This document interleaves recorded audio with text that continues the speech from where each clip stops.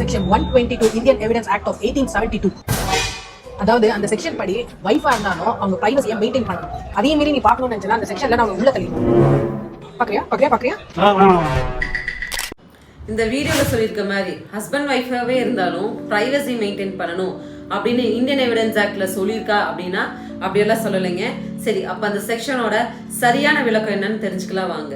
பொதுவா கோர்ட்ல சாட்சி கிட்ட கேட்கப்படுற கேள்விகளுக்கு சாட்சி பதிலளிக்கணும்னு சொல்லி கடமை இருக்கு. ஆனா சில ஸ்பெஷல் சர்க்கம்ஸ்டன்சஸ்ல சாட்சி பதிலளிக்கணும்னு அவசியம் இல்லை. அதுக்கு பேர் தான் ப்ரிவிலேஜ் கம்யூனிகேஷன். உதாரணத்துக்கு, வெளியிடாத அரசாங்க தகவல் சம்பந்தமா கேள்வி கேட்டு ஒருத்தரை எவிடன்ஸ் கொடுக்க சொல்லி கட்டாயப்படுத்த முடியாது. அதே மாதிரி ஒரு அட்வொகேட் கிட்ட அவங்க கிளைண்ட் என்ன தகவல் கொடுத்தாங்க, இவர் என்ன அவருக்கு அட்வைஸ் கொடுத்தாருன்னு சொல்லி தகவலை கேட்டு நம்ம கட்டாயப்படுத்த முடியாது.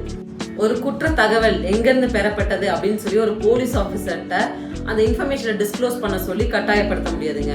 அதே போலதான் இந்த வீடியோல சொல்லியிருக்க மாதிரி செக்ஷன் 122 இந்தியன் எவிடன்ஸ் ஆக்ட், இப்போ செக்ஷன் 128 PSA ஆக்ட் படி ஒரு கணவன் மனைவிக்குள்ள நடக்கக்கூடிய கம்யூனிகேஷன் ரகசிய உரையாடலை டிஸ்க்ளோஸ் பண்ண சொல்லி கட்டாயப்படுத்த முடியாது. மற்றபடி ஹஸ்பண்ட் ஒய்ஃப் மொபைலை பார்த்துக்கலாம், ஒய்ஃப் ஹஸ்பண்ட் மொபைலை பார்த்துக்கலாம். இதுல எந்த கிரைமும் கிடையாதுங்க. இந்த மாதிரி இன்ஃபர்மேஷன் மேலும் தெரிஞ்சுக்க நம்ம லா ஸ்குவாட் சேனலை சப்ஸ்கிரைப் பண்ணுங்க. Ignorance of law is no excuse.